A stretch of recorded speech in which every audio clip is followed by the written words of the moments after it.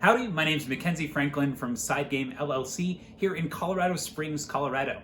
Today we're going to continue the top 100 games of all time, going from number 70 to 61. Now let's go ahead and get started with number 70, Balderdash. Balderdash is one of my favorite party games ever. It's great in its execution as it gets the humor from the players and not necessarily from the game itself. So the game is a vehicle to get everyone at the table to really think about things and creatively come up with something hilarious, sometimes preposterous, but altogether it's a great time. In this, you're going to be creating definitions for things. The question might say, hey, what's the plot of this movie? And your job is to write a believable plot to said movie. It can be outlandish, it can be hilarious, or it can be very straight. But your job is to fool everybody to thinking that yours is the correct one. You'll guess, and it's great as you try to, read the table and think about what people might think you would write and try to bend your writing towards that, and think about how the game might present the information. This edition itself has a lot of humorous answers, so it's really easy to lean into that funny that funny character that you might want to portray in a game, or to go in very straight edge, straight-faced, and pretend to be like the game. The game switches in the way it presents its information. So I really enjoy this. My favorite thing is the different categories, how you can pick and choose, or you can do it randomly, what kind of thing you're going to be talking about. But the different categories really lend themselves to some great situations, whether it be acronyms or movie plots or definitions of very obscure words. So I really enjoy Balderdash. Great party game. 70. My number 69 is Sheriff of Nottingham. Now, Sheriff is a bluffing game where you play some merchants that are bringing things into a market, but some of the stuff is illegal, so you have to get it past the sheriff himself. Now, you can bribe the sheriff, or he might just catch you on the spot and make you pay him a fine. So there's lots of things to think about when you are coming in to Nottingham. So I really enjoy Sheriff. I really like the mechanics. My favorite thing has to be the actual components. It's a bag itself. So you're going to be putting these goods into the bag, and when you give them to the sheriff, they either throw it back at you or they open it. And once they've opened it, they committed to it. If they get it right, they owe you money. If they caught you, you owe them money. But if you were telling the truth, they owe you money. And I really like the way the expansions have incentivized lying. As before, you were unable to really get away with lying and winning. You could win just by telling the truth the whole time and nothing could really stop you. But there are some good incentives, really powerful incentives to lying now. So being a good liar and knowing when to lie and lying at the appropriate time can get you really ahead in the game. So I really like this. Sheriff is a fantastic bluffing and negotiation game. Number 69. Number 68 is Pax Piran 2nd Edition. This is a game set during the Great Game, a period where there were many warring factions in Afghanistan. You have the Afghani people themselves, the Russians and the British, all occupying this territory, and you play an Afghani tribe. You are trying to survive and do the best you can in this war-torn area, but you're doing so by allying with one of the major three powers. The coolest part about this game, my favorite thing, is the action selection mechanism. I guess there's two. I love that it's all card driven, and every time you play a card, it affects the board somehow, and it also provides you with actions in order to affect the board even more. I also love the allegiance system. As you play, you'll be allied to a specific clan. You might be Afghani by having some of their leaders, but as soon as you decide to play a leader for another group, for the British, say, you'll get rid of all your Afghani stuff, and all of a sudden you're British. It's really interesting that somebody could be advancing their person that they're backing really far, and you can piggyback on them just like that. So I love that there's a really easy way to shift alliances. No one is in charge of a specific faction, but it's your job to make the most of this, this scenario that you've created as a table. So I love Pax Piran 2nd Edition and the awesome card play and positioning and manipulation and pivoting that happens during the game. My number 67 is Project Elite. This is a game that I talk about a lot on this channel, and Project Elite is a real-time game of destroying aliens and completing missions. So you have only 2 minutes during the action phase to roll your dice as best you can, and you just have to deal with what you get. Moving around, shooting aliens, doing your best to solve the mission, whatever it may be. My favorite thing about Project Elite is the lack of quarterbacking. This is a game that can play a high number of players, and everybody feels like they're doing their job. You can ask a command like, oh, can somebody help me here, please? And it's more of like desperate asking for help rather than ordering somebody what to do. And I love that. It really puts the agency on the players as to how they're going to deal with that situation. And they have to make that choice in the moment. Do I have time to help this person out, or do I have to do my own thing?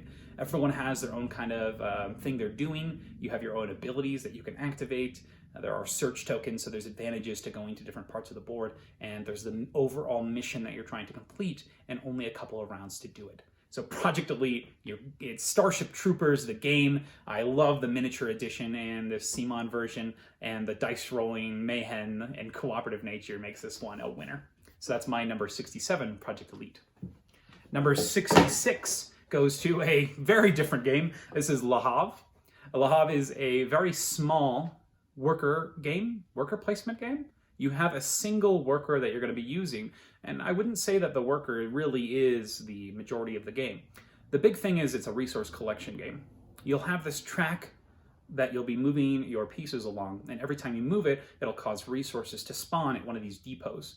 And on your turn, you can either take all the resources that have collected at a depot, or you can use your worker and go somewhere and activate a building's effect. Now, this seems very straightforward, and it is, and that's what makes this game so brilliant. It is a game that the actions are they're bountiful. You can do a lot of things. And like Uwe Rosenberg's games, most of the time, his actions will increase over time. Every time a building is built, that's a new place you can go to. Every time a building is built, it uncovers more buildings that you can build. Every time you accumulate resources, it opens up new possibilities for using buildings, which can give you new resources, which can build you new buildings. And the whole goal is to make the most money, and the money is made from the effects of these buildings or by the buildings themselves. So it's a very interesting game. It definitely helps if you're familiar with the game a little bit, because you need to know where the buildings are, which buildings do what. They kind of come out in a stack, so you can be like, okay, this is where the wharf is, that's how I'm going to build ships, and it's important that you have ships so you can feed people, as that's a big problem. If you're early in the game, you might concern yourself more about feeding rather than you are about actually gaining points. So it takes a tiny bit of a learning curve, but I think after that first game, you'll understand it, and it's quick enough to where it's an easy one to get into. I would not recommend this at high player counts. It's actually considered the advanced mode, but at lower player counts, 3 I think is probably the best. 2 is really, really good. I would do 4, but I think 5, you should probably stay away from it. But 3, 2, and 4 player, I think this game is ideal. This is Lahav. My favorite thing about this game are the special buildings that are involved in the game. There's actually a deck of cards that will cause the game to be different every time, and some of the buildings let you peek at them and see what's coming up, and so it gives you cool new strategies that you can plan for. I also really like the just the resource collection itself. In a lot of these games, you'll have resources pile up, but sometimes these can get into like astronomical numbers, like maybe 20 or 15, or it's pretty intense, as opposed to like at the beginning of the game, you're collecting 1 or 2 things, but sometimes it's not worth it to grab a couple fish. It's not worth it to grab 20 fish, but it might be to somebody. So I really enjoy that about this game, how the progression over time. So that's Lahav. Fantastic game. My number 66.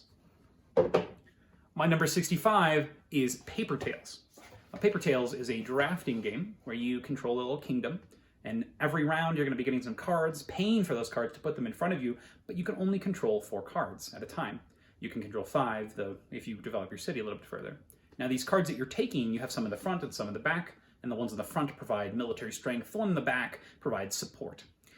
Each card has a number on it that indicates what phase its abilities will activate. And the game is so clean in telling you what happens when. And that's one of my favorite things about it, is it's really easy to look at a card and see what it does and when it will do it. And my favorite mechanism in this whole game is the aging. So the game takes place over 4 rounds, and at the end of every round, you're going to put an aging token on each of your characters. Now, before you put that aging token, you check to see if anybody has an aging token. If they already have one, they die, which is super cool because it's showing like a natural progression of your civilization over these 4 rounds. And the game is quick. It's all simultaneous play, so the game rounds go by really quickly, and the gameplay is fun and satisfying. You can set up combos. Sometimes you can use those aging tokens to your advantage. Some creatures change based on how many they have, or if they have them or if they don't. It is super fun. I love the artwork. It's a cute little aesthetic. I Really like Paper Tales. Great drafting game. That's my number 65. My number 64 is Isle of Cats. The Isle of Cats. So Isle of Cats is a polyomino game, but the twist on this game is there's only really one set in stone way of getting points in the game, and that's by having matching colors next to each other, what they call families in the game. Now, my favorite part of the game is these objective cards, and each objective card, it's a drafting game, so during the first part of the round, you'll draft cards, and some of these cards are blue, and they will say, hey, this is how you score points now. The twist is, you have to pay for these cards, and you have to choose them instead of other cards that might be giving you actual cats. So you have to make a decision here whether you're going to go for a new way to score, or you're going to focus on the scoring cards you already have. So it's really interesting that you get to pick the outcome of your game, and you can do that late or early. Sometimes you'll find something that another player might work really well with them, and you might have to take that from them. And I really like the way that you are going to be taking 2 cards at a time, so you can plan for this, so you have a hand of cards that is really suitable for this strategy. So I really like the Isle of Cats. I love the polyomino shapes. You're going to be putting them on this boat. There are things to cover, little achievements to unlock. I like the little bonuses that you get along the way, and I just like the card play and the objective system in general. So this is Isle of Cats. Fantastic game. My number 64. My number 63 is Pulsar 2849. I just played this game recently, and man, it's still good. Oh, love it. So this is a dice drafting game set in space. It's the far future, and you're going to be putting these giant rings, the gyrodynes, and you're going to be putting them over these giant stars. And using the energy of the star, you're going to spin the gyrodynes to generate energy, and in this game, that energy is points. So in this game, that's the big core. You're going to be putting these, harnessing the power of these pulsars, and also creating satellites and all sorts of other things. So I really like this game's dice drafting mechanism. The better the dice you take, the more of a penalty you get. So if you take a worse die, you'll get an immediate bonus. And you're using these things to kind of propel you towards your actions, because the worse dice you're taking, the more bonus actions you can take, the more bonus scoring you can get. But the better dice you have, the stronger your action is. There's a lot of cool space exploration, but my favorite thing has to be the different technologies available in the game. Each game you play, you're going to have technology boards set out, and they're randomized, so they're double-sided, and there's multiple of each. So it can be a completely different game from game to game, and these will allow you to use your dice to unlock bonuses or privileges or one-time effects or endgame scoring. I really love that. I like that some of them are immediate. 2 people can get them at a time. Some of them are first come, first serve in the round, and then they unlock later. And I like the way that they play with the mechanics of the game as a whole. So I really enjoy Pulsar. I love the huge amount of choices here. I love the tense decision of the dice drafting, and I honestly love the components as well. It's a really pretty game. The dice are wooden, which I really like to roll. They feel great. I love the different plastic pieces. I love the board itself. It's a giant black map. Awesome. Fantastic game, Pulsar 2849. Number 62 is the Quacks of Quedlinburg. Now, this has been a hit with anybody I've shown it to. Now, some people will sour on it after a while, but altogether, this is a fantastic experience. Now, in Quacks, you play a doctor during a big competition of doctors. Your job is to build the best potion you can for this competition. And the way you do this is every round, you'll be pulling ingredients from a bag and putting them into your pot. Now, every time you put it into a pot, you have a possibility of exploding.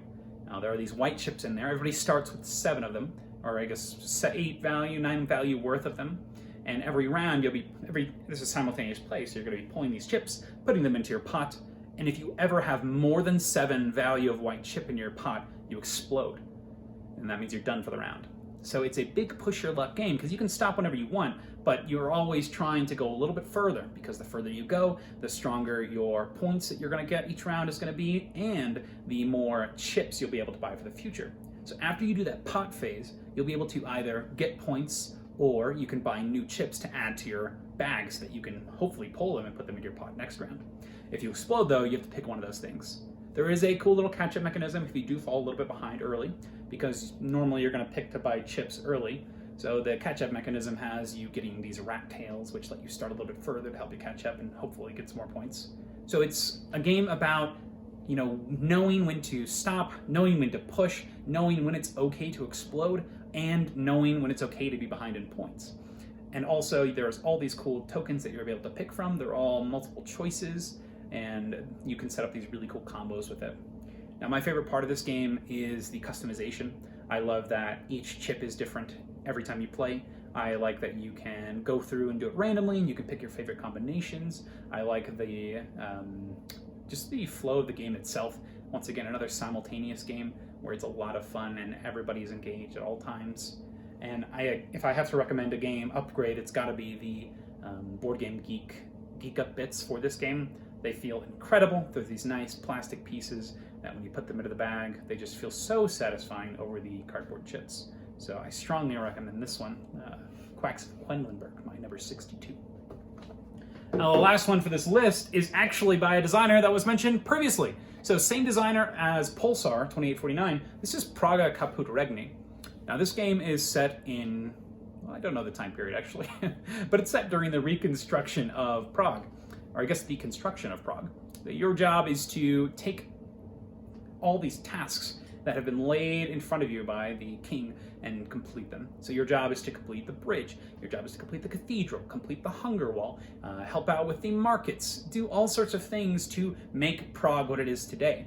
And it was so cool. I had just watched Spider-Man Home, what was it, Far From Home? Spider-Man Far From Home, and they visit Prague in that movie. And I'm watching, I'm like, oh my gosh, it's just like the game. Nothing to do with my enjoyment of it, but it was neat. I loved, there's a little, in the rulebook, there's a little area that explains where all of the architecture and all the history from everything is. The sweet little trivia about using eggs to make the mortar stronger for holding up the bridge, which is still there today, which is crazy to me. But the game itself is amazing.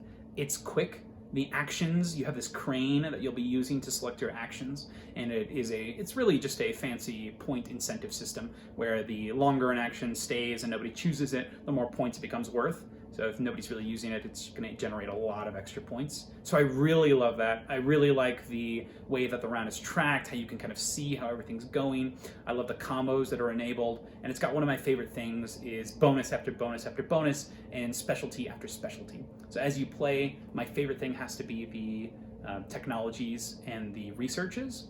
Whenever you unlock these things, you're actually going to be upgrading specific actions on your board. You have 6 actions you can take, and when you upgrade them, you'll actually place it over the action, so it replaces the action with another secondary ability. So that could be getting points, exchanging resources. I really love that technology mechanism. And in addition to that, you have these research tiles that you can grab, and when you get them, they give you either continuous abilities or one-time super strong effects. So it's really satisfying when you unlock those things. And I just love this game. I want to play it more. I want to do all the stuff. I did this really cool strategy with the market last time where I was unlocking bonus after bonus, building out on the board, and I had a lot of fun with this game. So I really like Praga Caput Regni, and this designer he's fantastic. So he's designed a couple of my favorite games, and there's still more to come from him. And that's my number 61, Praga Caput Regni. And that's all for this list. That's my 70 to 61 of my top 100 games of all time. If you have questions, please post them down in the comments. Thank you so much for watching. I hope you have a great rest of your day. Side Game strong.